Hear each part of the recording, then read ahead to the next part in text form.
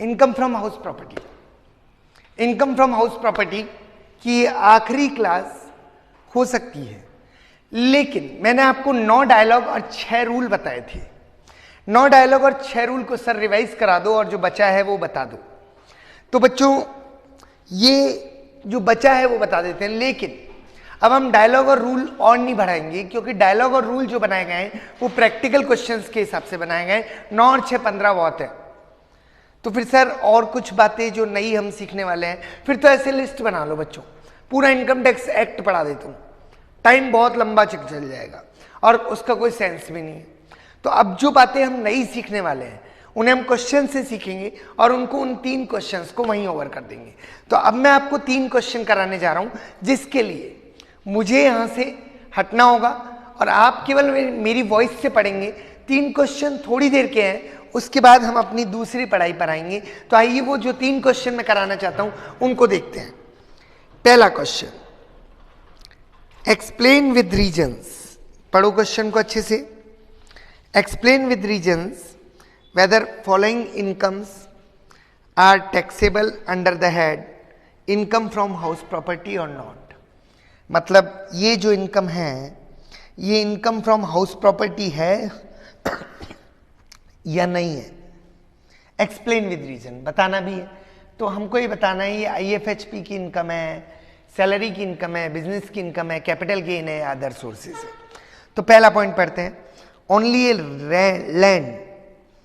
A land appurtenant to house was let out. केवल जमीन किराए पर दी है, तो क्या ये हाउस प्रॉपर्टी की इनकम मानेंगे? नहीं सर, हाउस ही नहीं है। हाउस ही नहीं है तो हाउस प्रॉपर्टी की इनकम नहीं मानेंगे, क्योंकि हाउस नहीं है। जमीन हाउस से जुड़ी हो तब हाउस प्रॉपर्टी की इनकम मानेंगे। पहला पॉइंट हो गया बच्चों। Second point, assessee obtained a house at a rent. 4,000 रुपये महीने में रेंट पे लिया एंड आगे 5,000 रुपये महीने में रेंट पे दे दिया। इसे कहते हैं सबलेटिंग। अब की बार हाउस तो है लेकिन प्रॉपर्टी नहीं है, अपनी ऑनरशिप नहीं है, प्रॉपर्टी अपनी नहीं है, तो इनकम फ्रॉम हाउस प्रॉपर्टी में नहीं आएगा, अदर सोर्सेज में जाएगी ये इनकम। Third point, assessee let out one of his house to N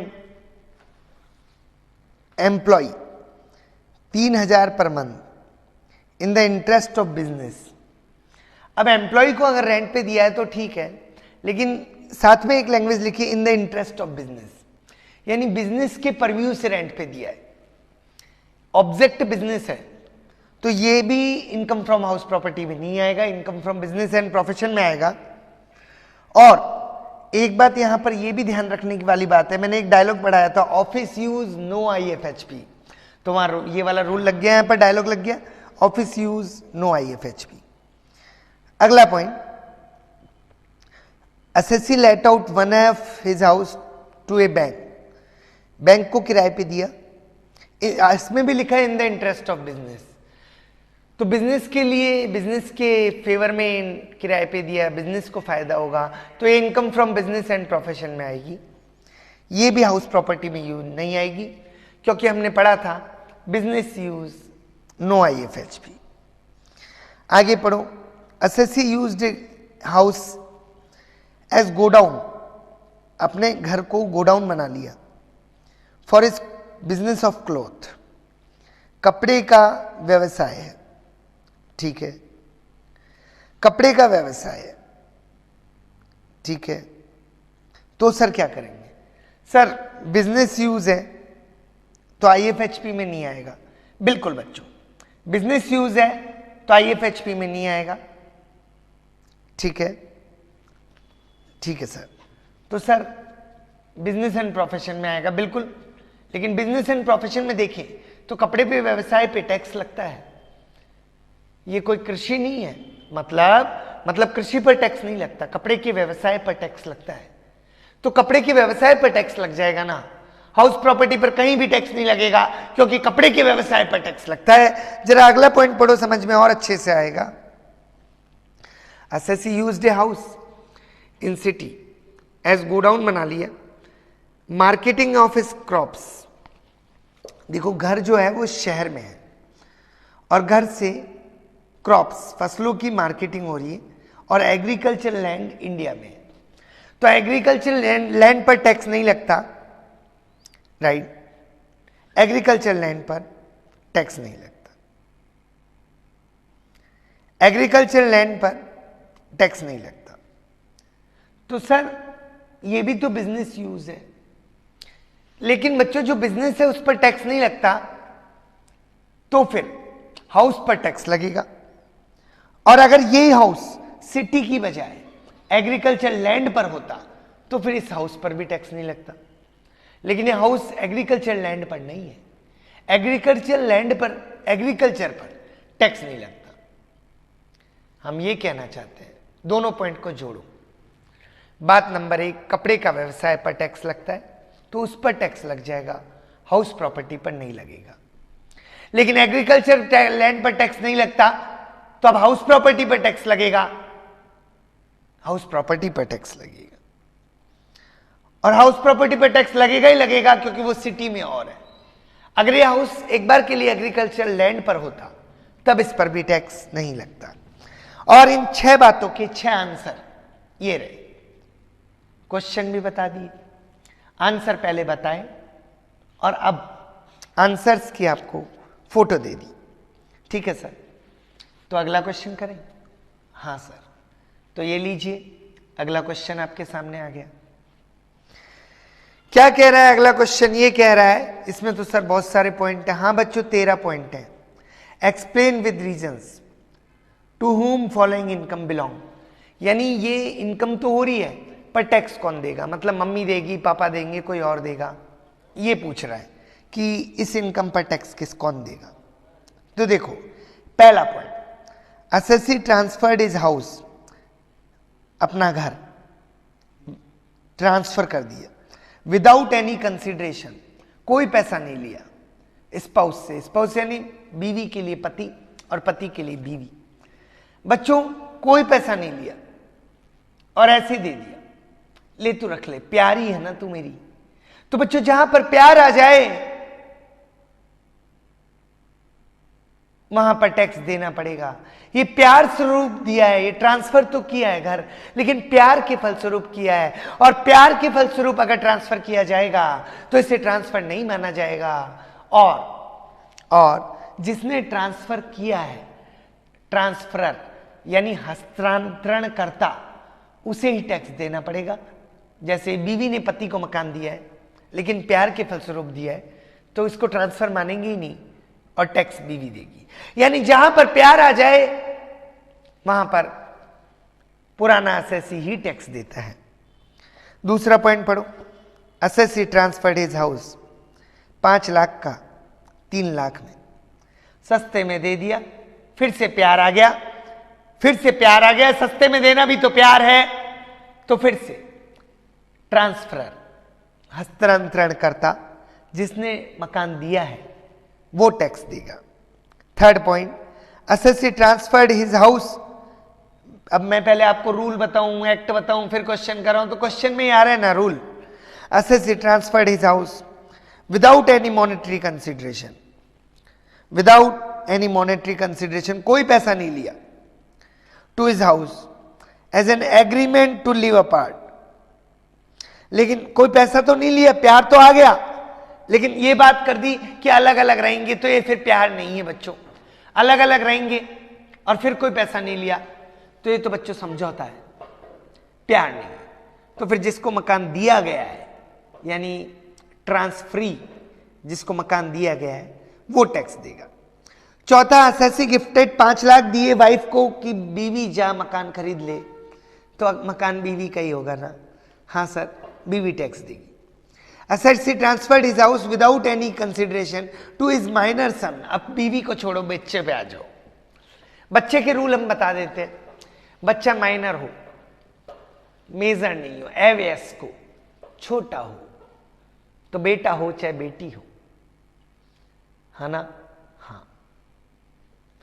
वो मकान बाप का ही माना जाएगा।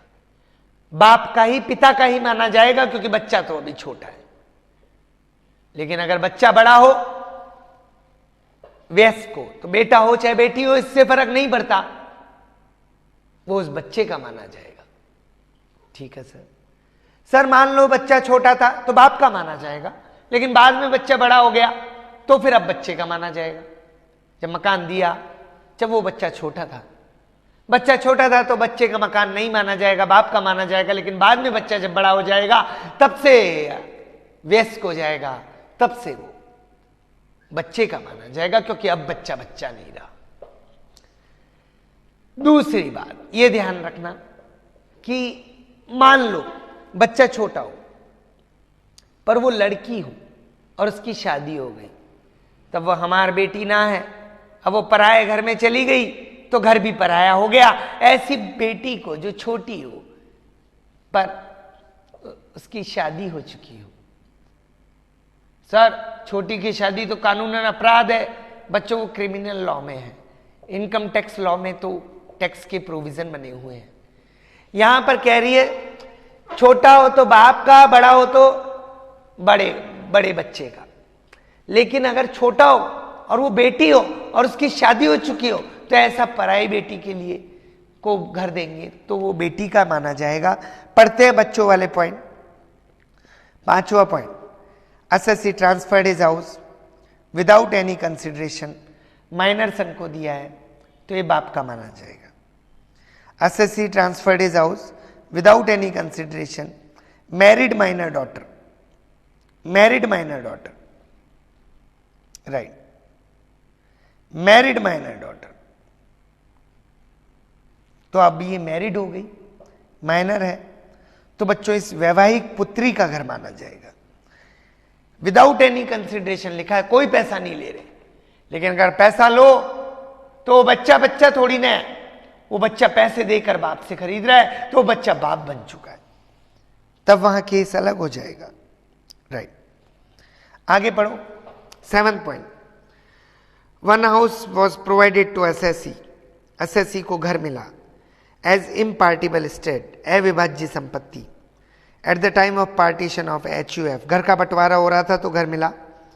As it was so small that it can not be divided further, मतलब कोई छोटा सा घर है उसे और डिवाइड नहीं कर सकते, राइट, तो वह अविभाज्य हो गया। और ऐसा घर जब मिला तो 2 भाइयों को मिला एक ही घर, मान लो 5 भाई हैं, 2 भाइयों को एक घर, 3 भाइयों को अलग घर, तो मिला ना, तो अब वो उसका हो गया ना घर जिसको मिला है। लेकिन अगर 2 ऑनर हैं तो इनकम दोनों में बटेगी, बस। आगे पढ़ो। 8th point, a house was allotted to assessee by Rajasthan housing board से घर मिला, its ownership will be transferred, ownership कब मिलेगी? After payment of all the installment. मान लो 50 इंस्टॉलमेंट है और अभी 22 इंस्टॉलमेंट चुकाई है, तो पूरी इंस्टॉलमेंट नहीं चुकाई तो अभी घर की ऑनरशिप नहीं मिली, its installment are still due, यानी अभी घर की ऑनरशिप नहीं मिली। लेकिन बच्चों एक बात ध्यान रखना, हाउसिंग बोर्ड या कोई आवासीय संस्था से अगर मकान मिलता है तो वो जिस दिन आपको अलॉट होता है उसी दिन से वो आपका माना जाता है, चाहे से ऑनरशिप आपको 10 साल बाद मिले, इससे कोई फर्क नहीं पड़ता। 9th point, assessee obtained a house in lease agreement, 7 साल के लिए घर किराए पे लिया from Vijay, where there is was a provision to extend lease agreement for 6 years। वहाँ एक और प्रोविजन है कि आप लीज को 6 साल और बढ़ा सकते हो, तो 7 और 6 13 साल by mutual consent, and it was let out कर दिया है, किराए पे दे दिया। जब कोई ऐसा लीज एग्रीमेंट हो जो 12 साल से ज़्यादा का हो और महीने के रूप में नहीं हो, साल के रूप में हो, तो इसे दीर्घकालीन लीज एग्रीमेंट मानेंगे, दीर्घकालीन। और जब दीर्घकालीन लीज एग्रीमेंट होगा तो जो मकान लीज पर ले रहा है assessee, उस पर टैक्स लगेगा, क्योंकि वो उस मकान से लंबे टाइम तक किराया कमाएगा। Right, 10th point, assessee obtained a land on lease and constructed a house. उसने उस पर घर बनवा लिया, बच्चों घर बनवा लिया, लीज जमीन रेंट पर थी, घर थोड़ी ने रेंट पर लिया है, घर तो खुद ने बनाया है, तो अब ऐसी इनकम पर असेसी ही टैक्स देगा जिसने घर बनवाया है, राइट। वन हाउस 11th बड़ा इंटरेस्टिंग है। One house of A is under dispute, dispute में है कोर्ट में, और उसका बड़ा भाई बी उससे रेंट ले रहा है और बी कह रहा है कि वो ऑनर है, यानी ए और बी में मकान को लेकर झगड़ा चल रहा है, लेकिन रेंट कौन ले रहा है? बी ले रहा है। तो रूल है जो रेंट लेता है वो घर का स्वामी माना जाता है, तो रेंट बी ले रहा है, इसलिए करदाता बी होगा। 12th point, assessee has let out a house to different students, बच्चों को किराए पे दिया, as hotel with all facilities. बच्चों, जैसे मेरा घर है और घर में मैंने टीवी फ्रिज लगा के दे दिया, यानी फर्निश्ड हाउस किराए पे, और जब फर्निश्ड हाउस किराए पे देंगे तो हाउस ही तो दिया है, तो उसे इनकम फ्रॉम हाउस प्रॉपर्टी बोलेंगे।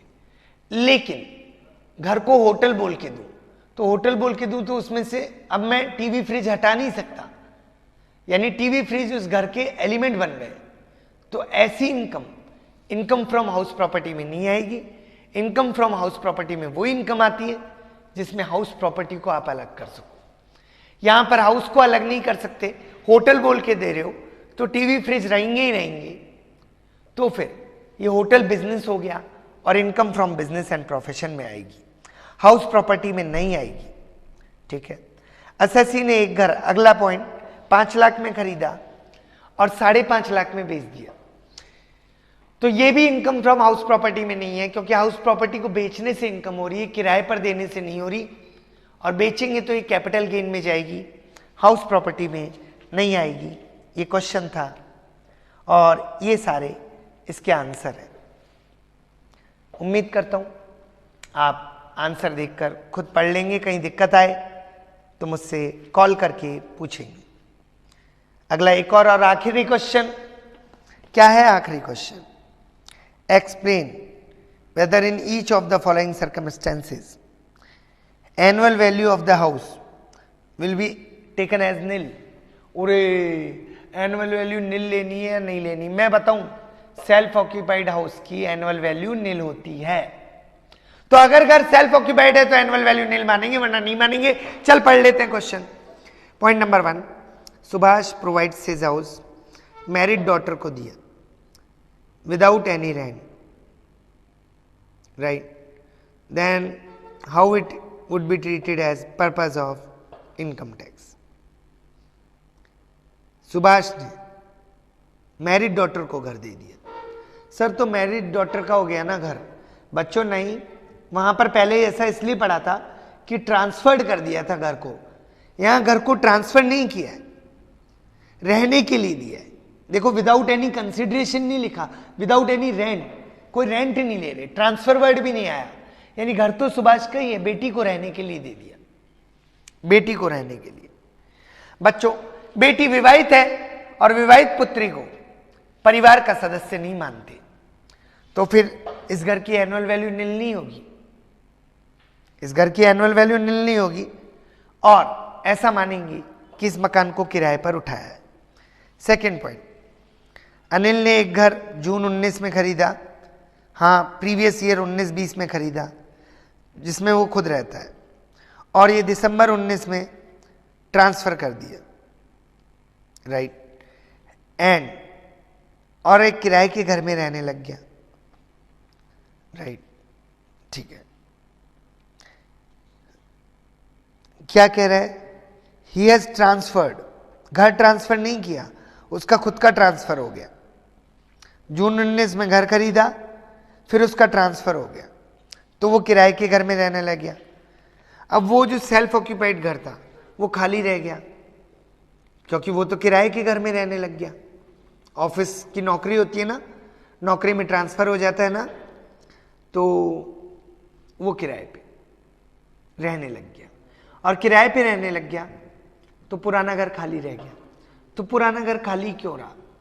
नौकरी के कारण। नौकरी के कारण उसको कहीं जाना पड़ा और नौकरी के कारण अन्यत्र स्थान पर जाना पड़े, ठीक है, तो मकान की एनुअल वैल्यू नील मानते हैं, ये याद रखिएगा। लेकिन नौकरी के अलावा किसी कारण से जाए तो उसकी एनुअल वैल्यू नील नहीं मानते। थर्ड पॉइंट में आओ। राकेश होल्ड से सेल्फ ऑक्यूपाइड हाउस, अपना घर था मानसरोवर कॉलोनी में। During previous year he shifted with his family to Malviya Nagar में शिफ्ट हो गया, रेंटेड हाउस घर में, right, so that he can look after his under construction house at Malviya Nagar, ताकि वो मालवीय नगर वाल में अपना एक जो दूसरा घर बन रहा है उसका ध्यान रख सके, ठीक है, राइट। तो जो मानसरोवर वाला घर था वो उसने छोड़ा, उसका क्या होगा? अब एसएससी ट्रांसफर हो गया लेकिन वो नौकरी के कारण नहीं गया, तो मानसरोवर वाले घर की एनुअल वैल्यू शून्य नहीं मानेंगे, उसे किराए पर दिया हुआ मानेंगे। यानी नौकरी के कारण जाना पड़े तो एनुअल वैल्यू शून्य मानते हैं और उसे सेल्फ ऑक्यूपाइड मानते हैं। Fourth point, a house of Dinesh self occupied था नवंबर तक। हाफ ऑफ दिस हाउस, इस घर का आधा, let out to a tenant, किराए पर दे दिया, टेनेंट को किराए पर दे दिया इस घर का आधा, ठीक है, राइट। दिनेश नवंबर 2002 में, ठीक है, से घर में सेल्फ ऑक्यूपाइड था, 2002 में ही आ बसा था। आधा घर टेनेंट को दे दिया जनवरी 2020 में। अच्छा, 19-20 में जनवरी में ही दिया है, यानी 3 महीने के लिए रेंट पे दिया है, और 3 महीने के लिए रेंट पे दिया है, 1 महीने के लिए भी रेंट पे दे दो, 1 दिन के लिए भी रेंट पे दे दो, तो वो सेल्फ ऑक्यूपाइड नहीं होता, और सेल्फ ऑक्यूपाइड नहीं है तो वैल्यू नील नहीं मानेंगे, इसको लेट आउट मानेंगे, राइट। छठा पॉइंट, रजत के 2 घर हैं और दोनों में खुद रहता है। बच्चों 2 घर सेल्फ ऑक्यूपाइड हो सकते हैं, बिल्कुल सेल्फ ऑक्यूपाइड, तो वैल्यू नील। 7वां पॉइंट, कृष्णा के 3 घर हैं और तीनों घर में खुद रहता है, तो बच्चों 2 घरों को सेल्फ ऑक्यूपाइड मानना पड़ेगा, 1 घर को लेट आउट मानना पड़ेगा। किन 2 घरों को सेल्फ ऑक्यूपाइड मानेंगे? इसके लिए हमने सोलो रूल सिखाया था। सेल्फ ऑक्यूपाइड मानेंगे पहले सबको, फिर लेट आउट मानेंगे सबको, और सेल्फ ऑक्यूपाइड में से लेट आउट को लेस कर देंगे, और जहां पर मैक्सिमम अमाउंट आएगा, अमाउंट मैक्सिमम देखेंगे, उनको सेल्फ ऑक्यूपाइड मानेंगे, ठीक है। अगला पॉइंट, 8th पॉइंट, पंकज के 2 घर हैं, एक जयपुर में है ना, ठीक है, और दूसरा दिल्ली में है। 1 एट जयपुर जिसमें वो खुद रहते हैं, सेल्फ रेजिडेंस है, और दूसरा दिल्ली में है जिसका कोई यूज नहीं है क्योंकि उसकी सर्विस जयपुर में थी। बच्चों सर्विस के कारण दूसरा घर खाली है, नौकरी फिर आ गई, नौकरी है तो दोनों मकानों का मूल्य शून्य माना जाएगा। यह हमारा अगला तीसरा क्वेश्चन हुआ, और इसका आंसर भी ये लीजिए।